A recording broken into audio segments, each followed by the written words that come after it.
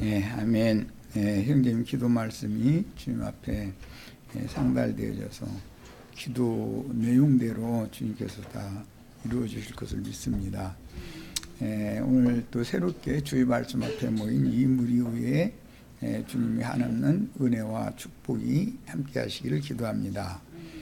오늘 나누는 말씀을 통해서 주님께서 이 생을 마무리하시기 직전에 지휘자들에게 꼭 당부하시고 부탁하시고 싶었던 말씀들을 우리들이 다 오늘 우리들에게 하시는 말씀으로 들어서 나의 구원의 말씀으로 다 취할 수 있도록 영생이신 하나님, 생명을 주시는 하나님이 오늘 형제 자매님들의 심령에 풍성하게 부어지고 우리 형제 자매님들은 영생을 넉넉하게 풍성하게 취하는 축복된 집회가 되도록 집회를 주장하시고 홀로 영광을 받으시기를 주의 이름으로 기도합니다.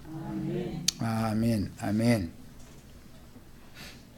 자, 이제 자료 말씀은 엊그제 드렸던 요한복음 강해 자료 5번의 6페이지 말씀을 펴놓으시고 성경은 요나서를 다 펴서 직접 요나서를 읽고 시작하겠습니다.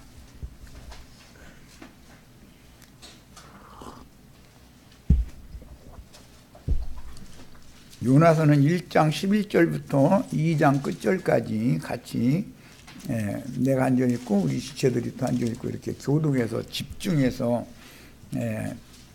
말씀을 같이 읽도록 하겠습니다. 바다가 형용한지라 무리가 그에게 이르되 무리가 너를 어떻게 하여야 바다가 우리를 위하여 잔잔하겠느냐 하니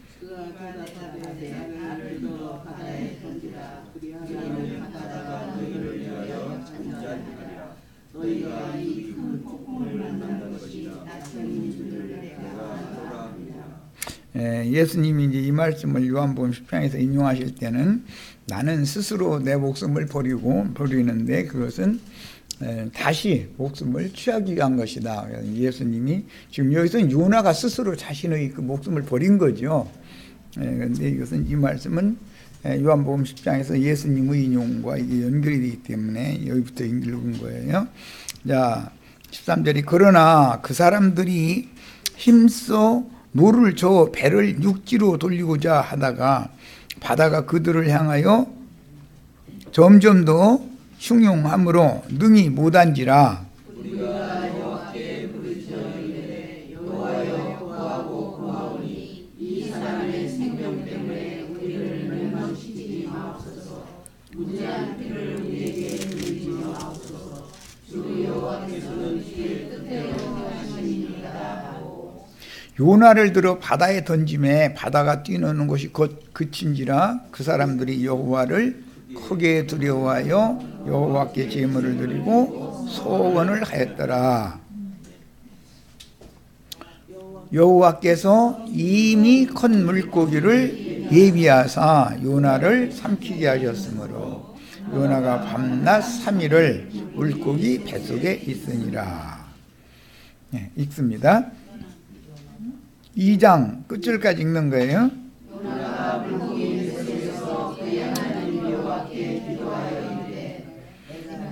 내가 받는 고난으로 말미암아 여호와께 불러 아뢰었더니 주께서 내게 대답하셨고 내가 수울의 뱃속에서 부르짖었더니 주께서 내 음성을 들으셨나이다.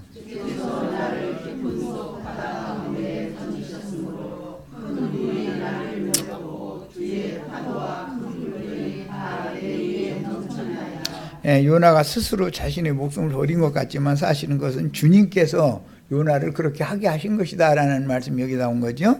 주께서 나를 깊은 바닷속에 이제 던진 것이다. 그랬어요.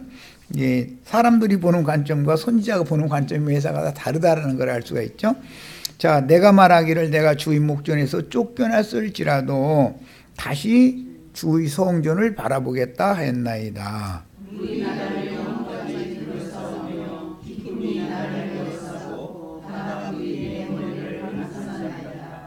내가 산의 뿌리까지 내려갔사오며 땅이 그 빗장으로 나를 오래도록 막았사오나 나의 하나님 여호와여, 주께서 내 생명을 구덩이에서 건지셨나이다.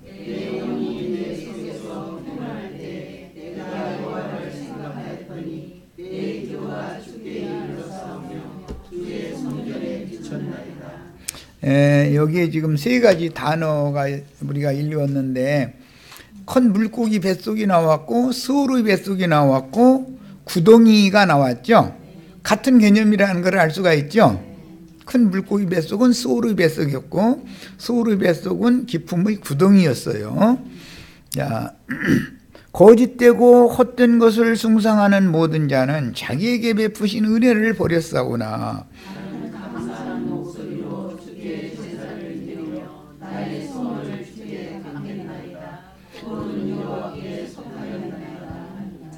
여호와께서 그 물고기에게 말씀하시매 요나를 육지에 포하니라 했습니다. 자, 이제 자료 말씀으로 들어갑니다. 자료 말씀의 하단부 8절,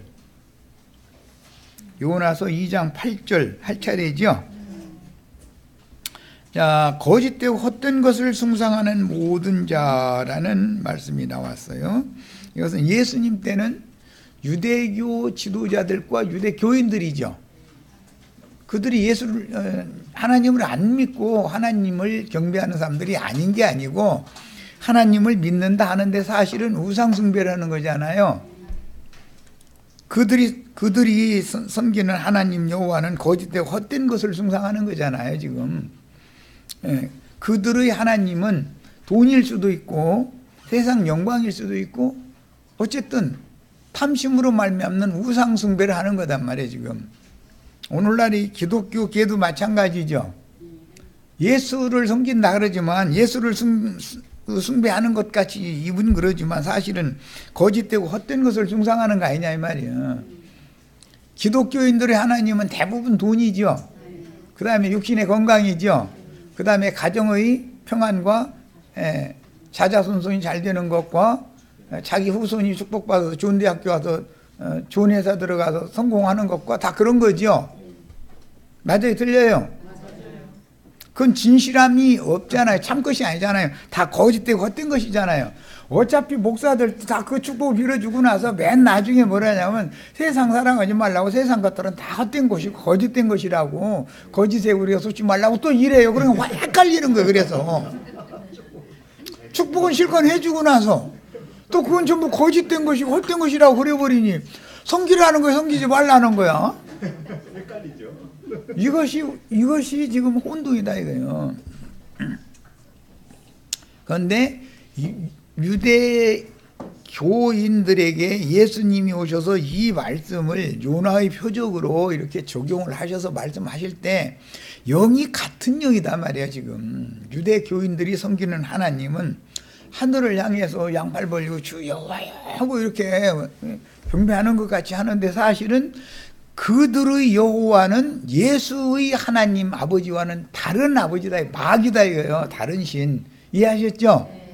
이것을 아무리 지적을 해도, 그걸 지적을 하면 기분 나쁘다고 그러죠.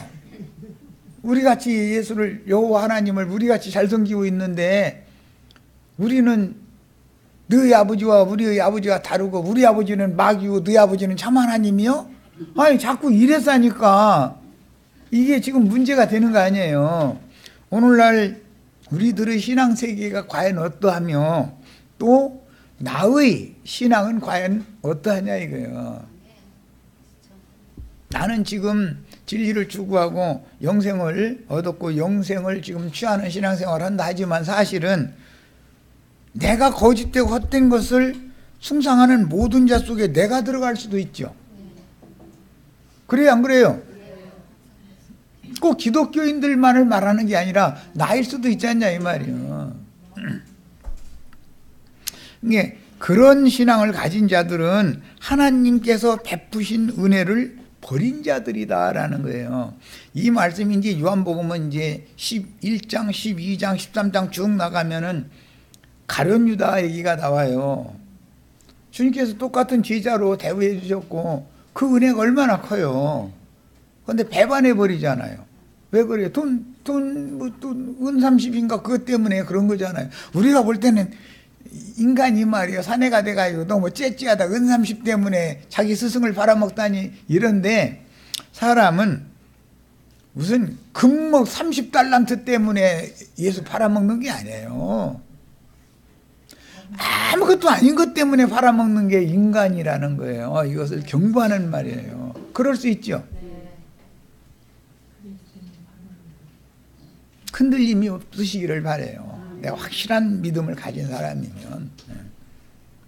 누구를 정죄하고 판단하려는 뜻으로 이런 말하는 것이 아니니까 잘 새겨서 들으시고, 이런 모든 말씀이 나를 향한 구원의 말씀이야 되지 않냐 말이에요. 그리고 나서 감사하는 목소리로, 나는 감사하는 목소리로 주께 제사를 드리며, 이건 서원 기도를 했다는 뜻이고, 나의 서원을 주께 갚겠나이다. 구원은 여호와께 속하였나이다. 그러니까 거짓되고 헛된 것을 숭상하는 데서 그 모든 것들을 버리고 영원한 생명을 얻는 것이 구원인데, 그렇게 하려면 예수님처럼 나는 내 목숨을 스스로 버리노라. 왜? 이것은 다시 얻기 위해서다. 나는 버릴 권세도 있고 다시 얻을 권세도 있다. 이 계명은 아버지에게서 받은 계명이다 그랬어요. 이게 가장 큰 계명이에요. 지금 이 문제 때문에 그 안식일 교인들 계시록 12장 거기 하나님의 계명을 지키는 얘기가 율법의 제4계명 안식일 지키는 거다 이러고 해석하는 것이 얼마나 황당하고 말도 같지 않은 소리인가. 이것을 내가 지난 시간에 충분히 말씀을 드렸으니까 이해를 하실 거예요. 가장 큰 계명은 우상 숭배하는 저주받은 옛사람이 어떻게 예수의 죽음에 함께 동참하고 예수의 장사에 함께 동참하고 예수의 부활에 승천에 어떻게 함께 동참해서 스스로 목숨을 버리고 새 목숨을 취하는지, 이것이 요나의 표적으로 예시된 사흘길 표적으로 예시된 말씀의 적용이기 때문에 우리가 예수를 믿는 목적, 이 생에 숨을 쉬고 사는 목적은 영생을 얻고 영생을 풍성하게 취해서 영생의 세계에서 영생하려는 것이 목적인 것이지, 세상에서 무슨 육신의 병을 고치고 무슨 잘 먹고 잘 살고 자자손손이 잘 되고 이것을 목적으로 우리 인생의 목적을 거기에 두고 우리가 사는 사람이 아니다 이 말이에요. 우리는. 그런데 들을 때는 아멘하고 고개가 다 끄덕끄덕 하면서 이해가 되는데, 문 밖에 나가면은 벌써 여기서 듣고 아멘 했던 얘기는 까마득해 날아가 버려. 그렇죠? 아니, 이게 습관이 돼 있어, 습관이. 제발 이러시지 말고 심중히 들으시고 나의 구원의 말씀으로 꼭 취하시기를 바라요. 하나님은 사람의 중심을 항상 살펴보시는 분이에요. 자, 이제 자료로 들어갑니다. 거짓되고 헛된 것을 숭상하는 모든 자들은 사악한 왕족들과 사제무리와 거짓 선지자들인 헤롯 왕과 대제사장 무리의 공회와 율법사들과 서기관들인 바리새인들로 나타난 이제 오늘날의 세상 짐승들과 종교계의 짐승들이다. 그들이 예수를 안 믿는 사람들이 아니에요. 예수를 믿는데 거짓되고 헛된 것을 숭상하는 자들이다. 그들은 은혜를 못 받았던 사람들이 아니에요.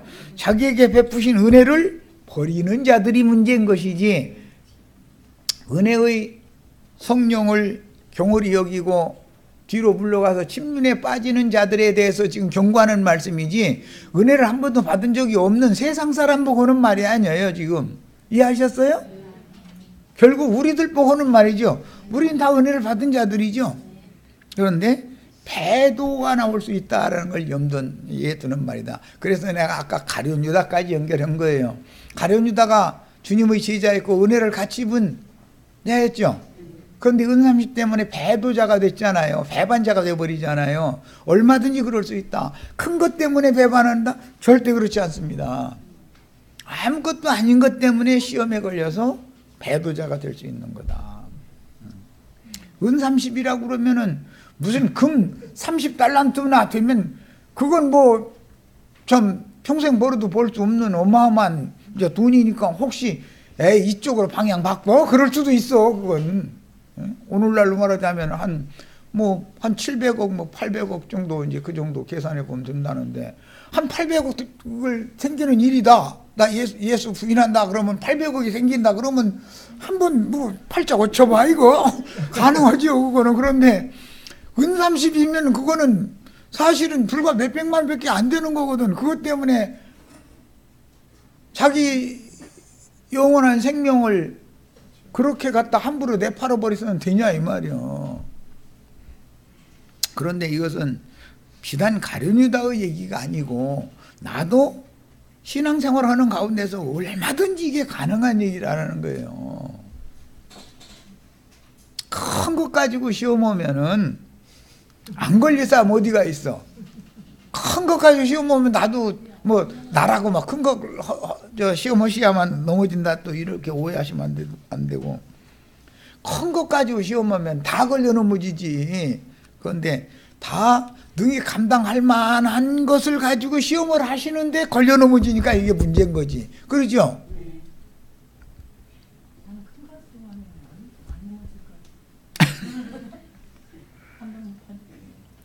그래서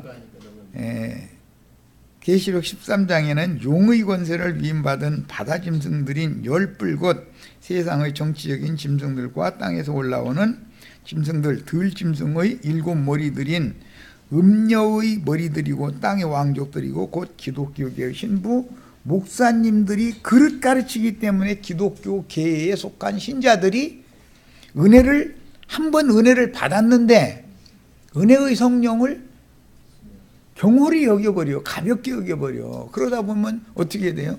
뒤로 물러가서 침륜에 빠지게 마련이다. 이것이 마귀 시험이다. 이게. 여기에서 건짐을 받는 것이 요나의 표적, 예수 함께 죽고 함께 장사되고 함께 부활, 승천하는 거예요.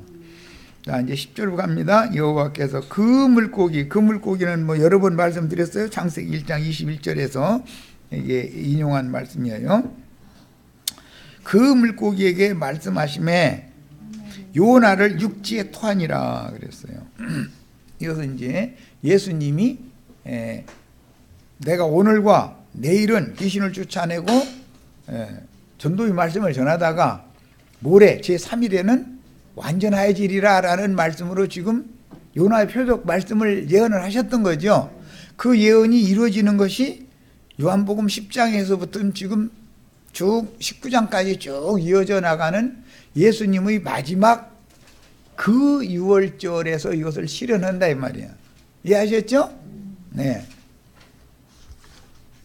그러니까 성경을 읽을 때는 이런 성경이 말하고자 하는 전체적인 배경과 흐름을 명확하게 이해를 해가면서 읽어야 되는데 이제 가르침을 받지 않은 영혼들은 이런 구절을 읽을 때 그 구절, 그 단어, 뭐에 그냥 빠져버리기가 쉽죠. 그러고 그냥 나는 다 안다 이러고 휙 넘어가 버리고 그것은 사실은 큰 착각을 일으키게 만드는 요인이 된다는 거예요. 성경은 말하고자 하는 어떤 흐름이 있고 어디에서 어떤 말씀을 인용해서 어디로 끌어가는 과정이 있는 것이고 결론이 나오는 것이기 때문에 이렇게 성경을 꼭 지혜와 계시의 영을 받아서 이해를 하실 때 이렇게 폭넓게 하나님이 말씀을 우리에게 오늘 구원의 말씀으로 주시는 말씀으로 받을 수 있도록 그렇게 성경을 읽는 그런 지혜와 계시의 영이 다 임하시기를 바라요.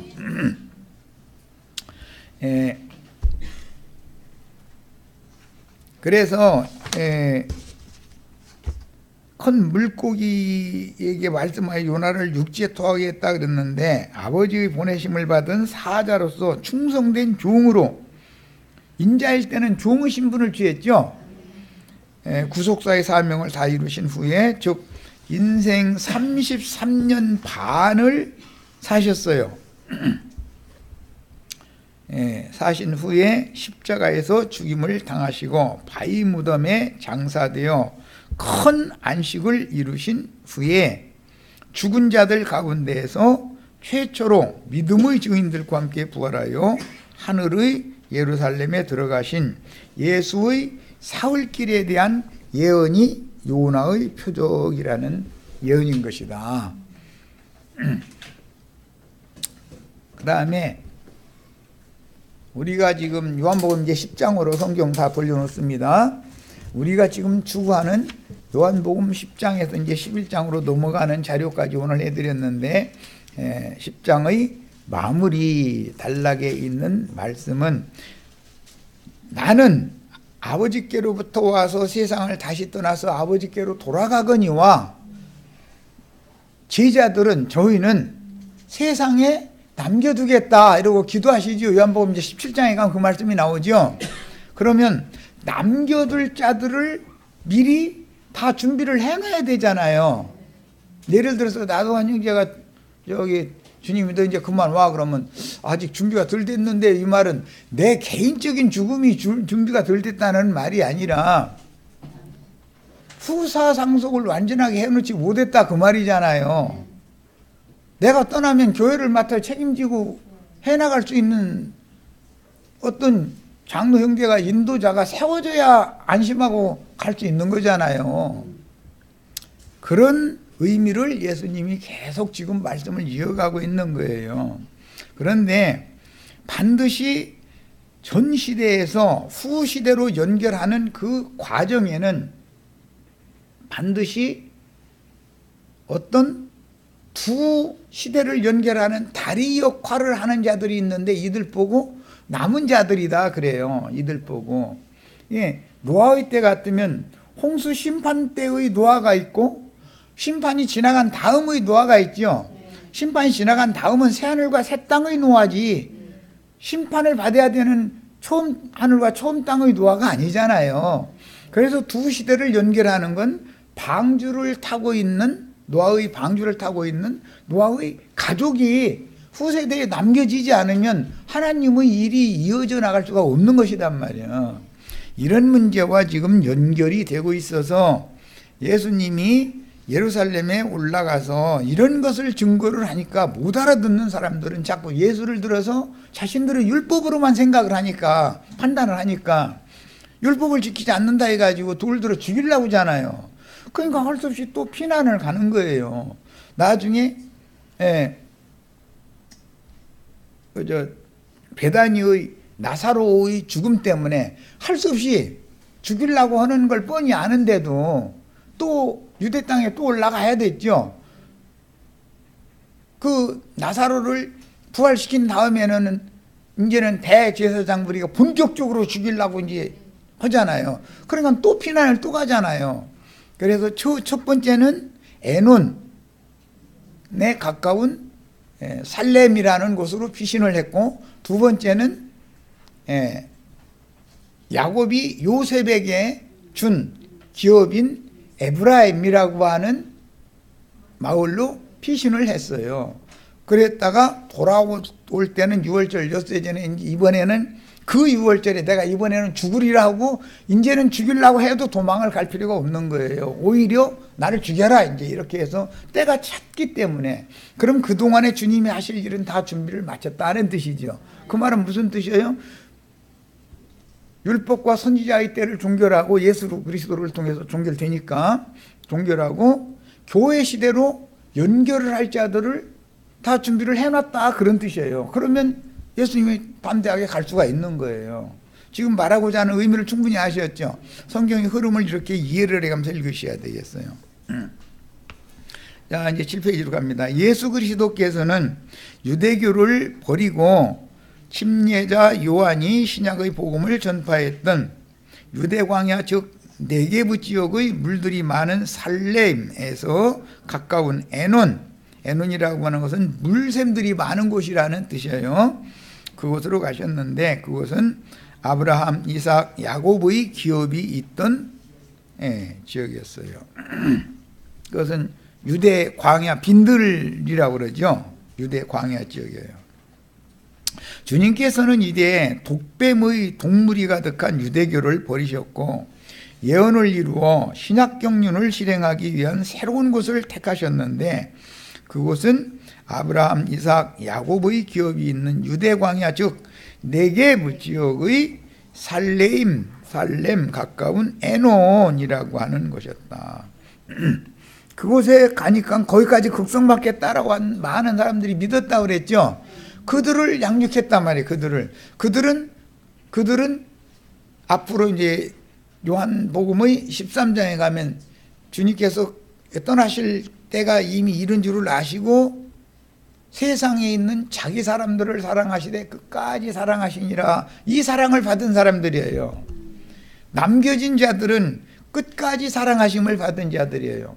그때 주님께 버림이 된 자들은 멸망의 자식들인 거죠. 뭐.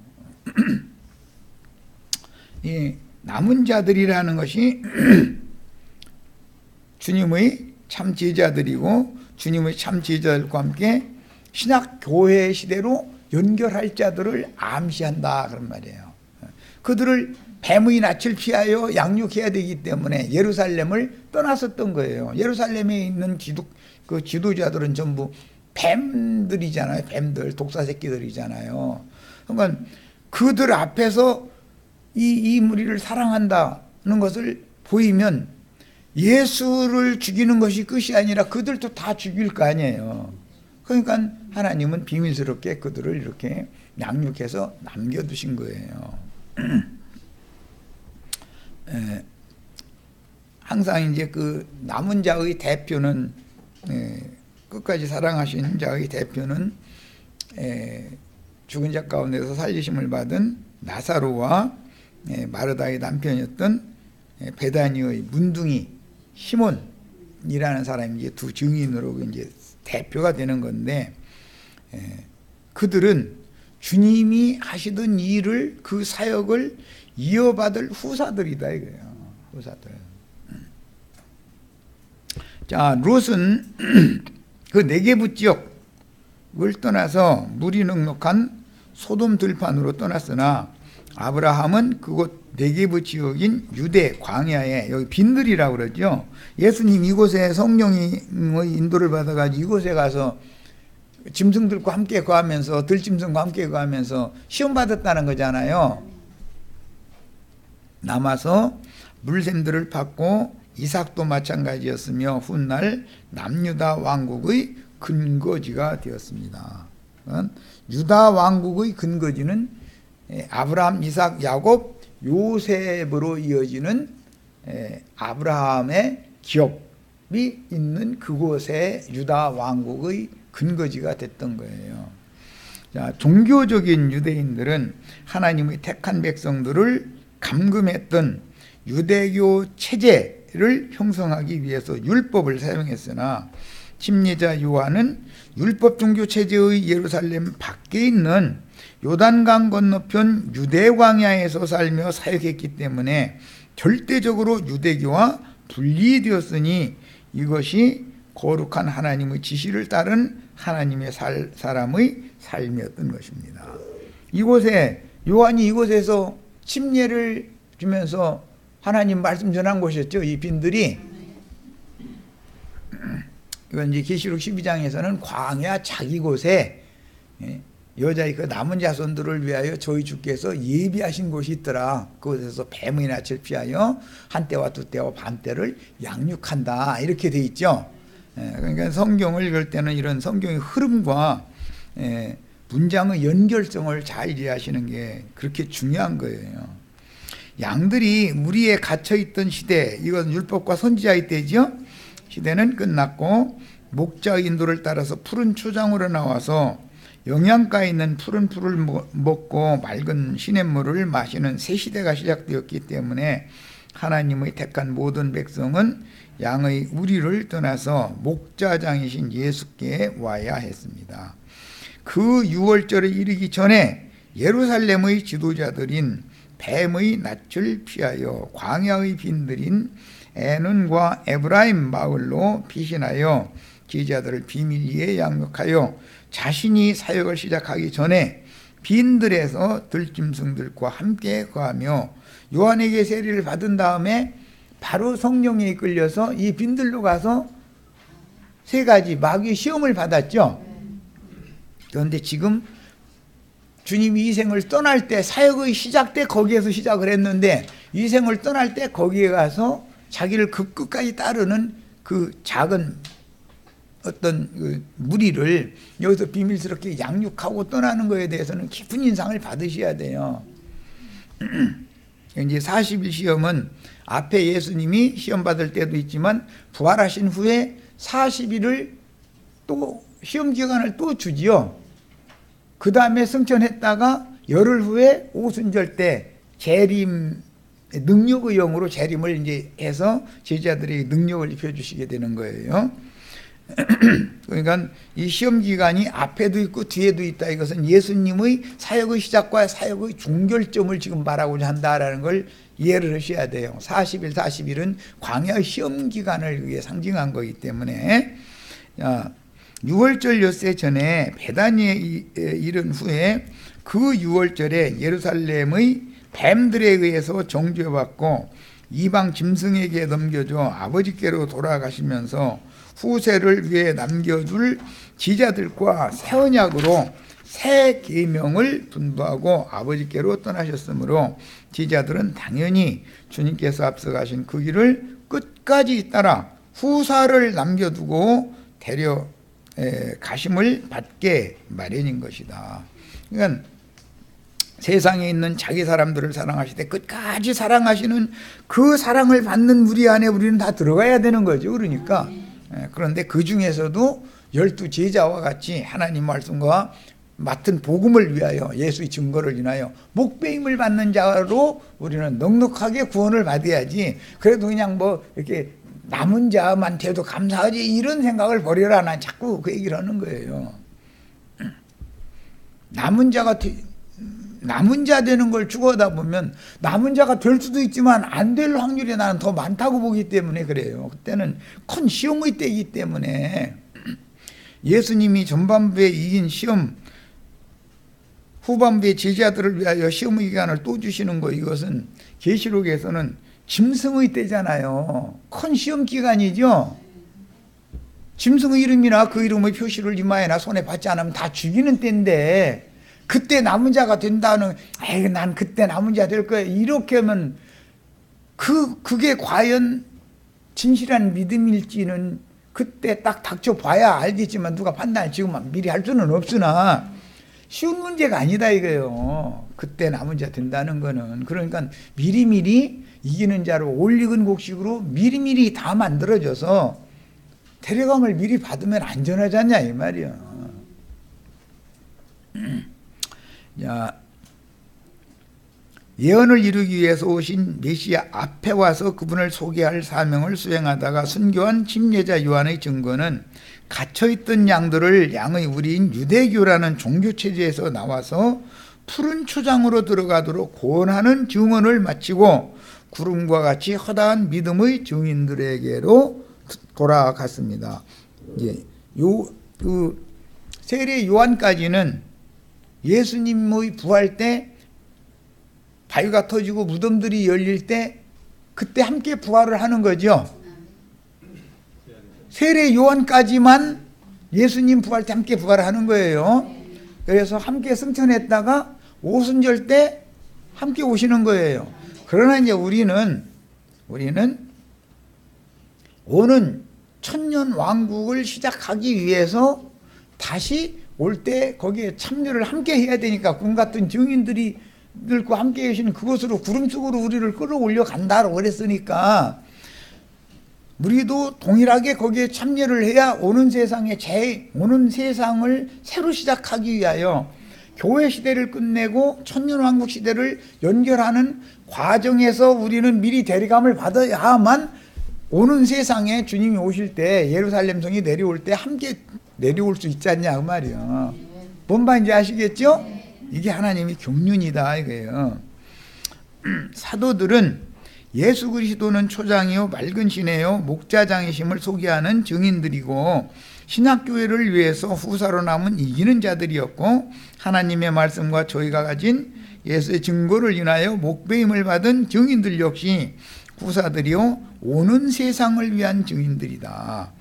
세례 요한까지는 교회 시대를 위한 증인으로서 주의 품에 데려감을 받은 자들이죠. 주님 부활 때 함께 부활했다가 오순절 때 함께 오는 거예요. 그러나 우리는 하나님의 말씀과 우리에게 맡긴 예수의 증거를 인하여 목배임을 받은 증인들의 수에 들어가야지, 그 증인들에게 마지막 추수꾼들, 예를 들자면 이제 최후 이 시대가 그 시대라면 그 추수꾼들에게 양육을 받는데 아직도 왔다리 갔다리 헷갈려. 그런 상태로 있으면 혼인에 들어갈 수 있다는 확증을 어떻게 받냐 이거예요. 버려둠을 당한 다섯 처녀가 될 확률이 더 많지, 꼭 데려감을 받는다는 보장이 어디 있냐 이거예요. 마지막 때 데려감을 받는 것은 짐승의 이름이나 표시를 받지 아니하므로 수가 몇이든지 다 죽이기 때문에 그때 땅의 곡식을 그냥 전체를 다 추수해버릴 때 그때 들어간다, 이제 그 말인 건데, 그렇게 해서 들어간 자들은 계시록 15장 2절에서는 불붙은 유리바다 위에 마지막으로 이기는 자의 대열에 들어가서 구원을 찬양, 어린 양의 구원, 물이 이 큰 구원이 어린 양에게 있다 해가면 찬양하는 그 물이, 세상 말로는 커트라인 겨우 통과해서 들어가려고 하지 말라 이 말이요. 좀 미리 들어가 있으면 더 좋지 않냐 이 말이요. 그죠? 우리는 넉넉한 구원을 받을 생각을 해야지 겨우겨우 이렇게 그냥 저 턱걸이 할 그런 믿음을 버리셔야 돼요.